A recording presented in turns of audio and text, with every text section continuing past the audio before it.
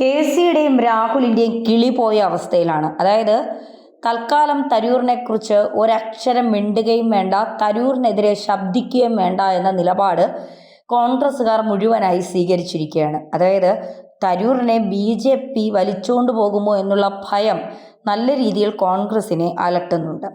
ആ അലട്ടൽ മുൻകൂട്ടി കണ്ടുകൊണ്ട് തന്നെയാണ്, അല്ലെങ്കിൽ അത്തരമൊരു നീക്കം മുൻകൂട്ടി കണ്ടുകൊണ്ട് തന്നെയാണ് സോണിയാഗാന്ധി ഉൾപ്പെടെയുള്ളവർ രാഹുൽ ഗാന്ധിയോടും KCയോടും പറഞ്ഞത്, വാ തുറക്കരുത്, തരൂരിനെക്കുറിച്ച് ഒരു അക്ഷരം മിണ്ടിപ്പോകരുത്. സത്യത്തിൽ ഇവിടെ അടിപതറിയിരിക്കുന്നത് KCക്കാണ്. കാരണം തരൂർ മികച്ച ഒരു രാഷ്ട്രീയ പ്രവർത്തകനും ഒരു രാജ്യസ്നേഹിയുമാണ്. തരൂർ മുഖ്യമന്ത്രിയായാൽ, അടുത്ത തവണ UDF അധികാരത്തിൽ വന്നാൽ കേരള മുഖ്യമന്ത്രിയാവാൻ എന്തുകൊണ്ടും യോഗ്യൻ തരൂർ തന്നെയാണ്.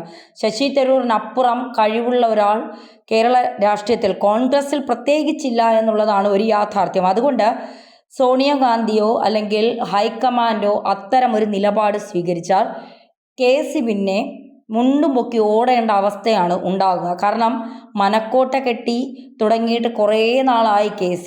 രാഹുൽ ഗാന്ധിയുടെ പെട്ടി ചുമന്ന് ഇങ്ങനെ നടക്കുമ്പോഴും, അടുക്കളയിൽ കയറി സോണിയയ്ക്കും പ്രിയങ്കയ്ക്കും രാഹുലിനും മീൻകറി വെച്ച് നൽകുമ്പോഴും ഒക്കെ KCയുടെ മനസ്സിൽ ഒന്ന് മാത്രമേ ഉള്ളൂ, കേരള മുഖ്യമന്ത്രി പദം എന്നുള്ളത്. പക്ഷേ അത് തരൂർ അടിച്ചുകൊണ്ട് പോകാതിരിക്കാനായി തരൂരിനെതിരെ വലിയ രീതിയിലുള്ള ശബ്ദമുയർത്താൻ കേരളത്തിലുള്ള കോൺഗ്രസ് നേതാക്കളോടൊക്കെ KC ഇങ്ങനെ പറഞ്ഞു വച്ചിരുന്നു. പക്ഷേ ഇപ്പോൾ ഹൈക്കമാൻഡ് എന്ന് പറയുന്ന ഗാന്ധി കുടുംബം പറയുന്നത്, തൽക്കാലം തരൂരിനെതിരെ ഒരക്ഷരം മിണ്ടേണ്ട, മിണ്ടിക്കഴിഞ്ഞാൽ നരേന്ദ്രമോദി തരൂരിനെ പൊക്കും. പിന്നെ ഉപരാഷ്ട്രപതിയോ ഗവർണറോ മറ്റേതെങ്കിലും കേന്ദ്ര പദവിയോ നൽകിയാൽ ഒരു മികച്ച നേതാവിനെയാണ് നമുക്ക് നഷ്ടമാവുന്നത്. കാരണം മികച്ച നേതാക്കളില്ലാത്തതാണല്ലോ ഇപ്പോൾ കോൺഗ്രസിൻ്റെ ദയനീയമായ അവസ്ഥയ്ക്ക് കാരണം എന്നുള്ളത്.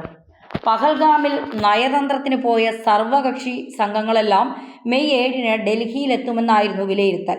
ഇത് കണക്കിലെടുത്ത് സമിതി അംഗങ്ങളുമായി പ്രധാനമന്ത്രി നരേന്ദ്രമോദി കൂടിക്കാഴ്ച നിശ്ചയിച്ചത് 9-നായിരുന്നു. പക്ഷേ ശശി തരൂർ തിരിച്ചെത്താൻ പ്രതീക്ഷിച്ച ദിവസത്തിലും വൈകി. തരൂർ എത്തിയത് 10-ാം തീയതി മാത്രമായിരുന്നു. ഇത് പരിഗണിച്ച് മോദിയുടെ കൂടിക്കാഴ്ച 10-ാം തീയതിയുമായി. ഇന്ത്യൻ നിലപാട് ലോകത്തിനു മുന്നിൽ അവതരിപ്പിച്ച എല്ലാവർക്കും പ്രധാനമന്ത്രി നന്ദി പറഞ്ഞു.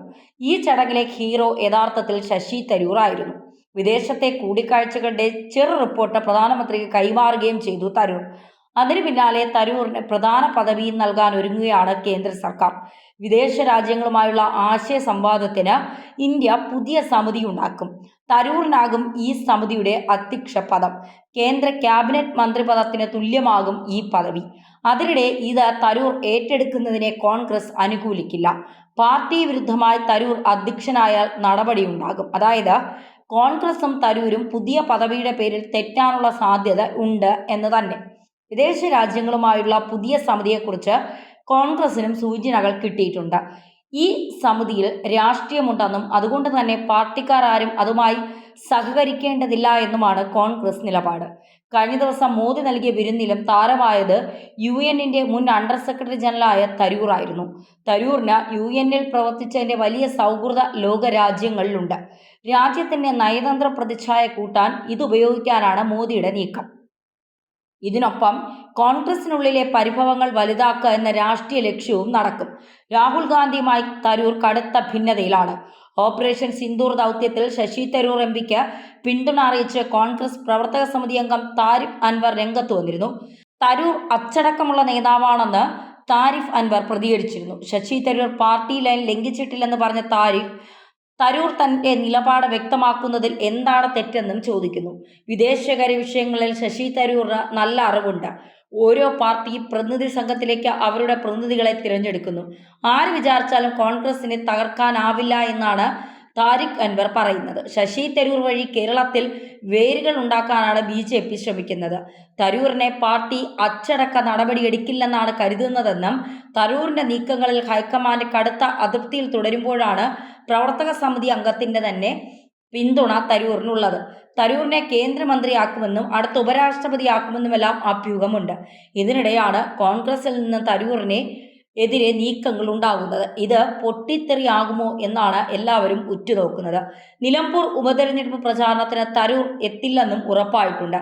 ഭാരതീയൻ എന്ന നിലയിൽ ഭാരതത്തിനു വേണ്ടി സംസാരിക്കാനാണ് വിദേശ രാജ്യങ്ങളിൽ പോയതെന്ന് കോൺഗ്രസ് നേതാവും ലോക്സഭാ അംഗവുമായ ശശി തരൂർ പ്രതികരിച്ചിട്ടുണ്ട്. ഭാരതത്തിനു വേണ്ടി സംസാരിക്കുന്ന തന്റെ കടമ പൂർത്തിയാക്കിയെന്നും വിദേശ രാജ്യങ്ങളിൽ പോയി മോദിയെ പ്രശംസിച്ചെന്ന കോൺഗ്രസിന്റെ പരാമർശത്തോട് തരൂർ കൃത്യമായ മറുപടിയും നൽകി. പാർട്ടിയിൽ നിന്ന് വിമർശിച്ചവരോട് കാര്യങ്ങൾ വിശദീകരിക്കുമോ എന്ന ചോദ്യത്തിന് ഇക്കാര്യം പിന്നീട് സംസാരിക്കാമെന്നായിരുന്നു മറുപടി. വിദേശ രാജ്യങ്ങളിൽ ഇന്ത്യയുടെ നിലപാടിന് പിന്തുണ ലഭിച്ചെന്നും ദൗത്യം പൂർണ്ണ വിജയമായിരുന്നുവെന്നും തരൂർ പറയുന്നു. പാകിസ്ഥാന് അമേരിക്ക ഉൾപ്പെടെയുള്ള രാജ്യങ്ങളിൽ പിന്തുണ ലഭിച്ചിട്ടില്ല. തങ്ങളൊന്നും ചെയ്തിട്ടില്ല എന്നും ഇന്ത്യ അനാവശ്യമായി ആക്രമണം നടത്തുകയായിരുന്നുവെന്നായിരുന്നു പാകിസ്ഥാന്റെ വാദം. പാകിസ്ഥാൻ ഭീകരവാദത്തിന്റെ ഇരയാണെന്നും വാദിച്ചു. വീട്ടിൽ പാമ്പുകളെ വളർത്തിയാൽ അവ അയൽവാസികളെ മാത്രമേ കടിക്കൂ എന്ന് പറയാനാകില്ല എന്ന പഴഞ്ചൊല്ലാണ് ഇതിന് ഞങ്ങൾ നൽകിയ വിശദീകരണം. സർവകക്ഷി സംഘം നേരിൽ കണ്ട് വിശദീകരിച്ചിട്ടും മധ്യസ്ഥവാദം അമേരിക്ക വീണ്ടും ഉന്നയിക്കുന്നുണ്ടോ എന്ന മാധ്യമപ്രവർത്തകരുടെ ചോദ്യത്തിന് അമേരിക്കയിലെ പ്രതിനിധികളോട് ഇക്കാര്യം വ്യക്തമാക്കിയിട്ടുണ്ടെന്നാണ് തരൂർ പറയുന്നത്. എന്താണ് യുദ്ധത്തിൽ സംഭവിക്കുന്നതെന്ന് അമേരിക്ക ചോദിച്ചു. ഇന്ത്യ ചെയ്താൽ പാകിസ്ഥാന് കൂടുതൽ ചെയ്താലോ എന്ന് അമേരിക്ക ചോദിച്ചു. അവർ അത് ചെയ്തോട്ടെ, ഞങ്ങൾ മറുപടി നൽകും. അവർ നിർത്തിയാൽ ഞങ്ങളും നിർത്തും എന്ന് മറുപടി നൽകി. ഈ സന്ദേശം അമേരിക്ക പാകിസ്ഥാന് നൽകി. യുദ്ധം നിർത്തിപ്പിച്ചില്ലെങ്കിൽ നല്ല കാര്യം, എന്നാൽ മധ്യസ്ഥത വഹിക്കാൻ ആരോടും ആവശ്യപ്പെട്ടിട്ടില്ലെന്ന് സംഘം വ്യക്തമാക്കി. മധ്യസ്ഥത എന്ന് പറഞ്ഞാൽ രണ്ട് തുല്യർക്കിടയിൽ നടക്കേണ്ടതാണ്. ഒരു രാജ്യത്ത് നിന്ന് ഭീകരവാദികൾ വരുന്നു, മറ്റൊരു രാജ്യത്തെ വിനോദസഞ്ചാരികൾ മരിക്കുന്നു. ഇതിലൊരു തുല്യതയുമില്ല. ഒരു രാജ്യം ആക്രമിക്കുന്നു, മറ്റേ രാജ്യം പ്രതിരോധിക്കാനുള്ള അവകാശം പ്രയോഗിക്കുന്നു. ഇതിലും തുല്യതയില്ല. ഈ വിശദീകരണങ്ങൾ അമേരിക്കയ്ക്ക് മനസ്സിലായെന്ന് തരൂർ അവകാശപ്പെട്ടു. ഇതെല്ലാം കോൺഗ്രസ് നയത്തിന് വിരുദ്ധമെന്നാണ് കോൺഗ്രസ്സുകാർ പറയുന്നത്. എന്തായാലും തരൂറിന് കൃത്യമായ പദവി നൽകാൻ തന്നെയാണ് നരേന്ദ്രമോദി തീരുമാനിച്ചിരിക്കുന്നത്. കോൺഗ്രസിൻ്റെ ഇപ്പോഴത്തെ നിലയ്ക്ക് തരൂരിനെ പോലുള്ള ഒരു നേതാവിനെ അകറ്റി നിർത്തുന്നത് കോൺഗ്രസിന് വലിയ തിരിച്ചടി ഉണ്ടാകുമെന്ന് സോണിയാഗാന്ധി തിരിച്ചറിയുന്നുണ്ട്. KC വേണുഗോപാലിനും VD സതീശനും രമേശ് ചെന്നിത്തലയ്ക്കുമൊക്കെ കൃത്യമായ നിലപാടുകളുണ്ട്. അതായത് മുഖ്യമന്ത്രി കുപ്പായം തയ്പ്പിച്ച് ഒരു 10 കൊല്ലം കൊണ്ട് ഇങ്ങനെ കാത്തിരിക്കുകയാണ്. എപ്പോഴാണ് മുഖ്യമന്ത്രിയാകുന്നത്? പാർട്ടിയെ വളർത്താനല്ല, രാജ്യത്തെ സ്നേഹിക്കാനല്ല, രാജ്യത്തിൻ്റെ വികസനത്തിനൊപ്പം നിൽക്കാനല്ല, ഗ്രൂപ്പിസം കളിച്ചുകൊണ്ടും അധികാരം കയ്യിലൊതുക്കാനുമാണ് കോൺഗ്രസ് ശ്രമിച്ചുകൊണ്ടിരിക്കുന്നത്. ആ ശ്രമങ്ങളെ പരാജയപ്പെടുത്തുന്ന, അല്ലെങ്കിൽ ആ ശ്രമങ്ങൾക്ക് തിരിച്ചടി നൽകുന്ന സമീപനമാണ് ശശി തരൂരിൻ്റെ ഭാഗത്തുനിന്നുണ്ടാകുന്നത്.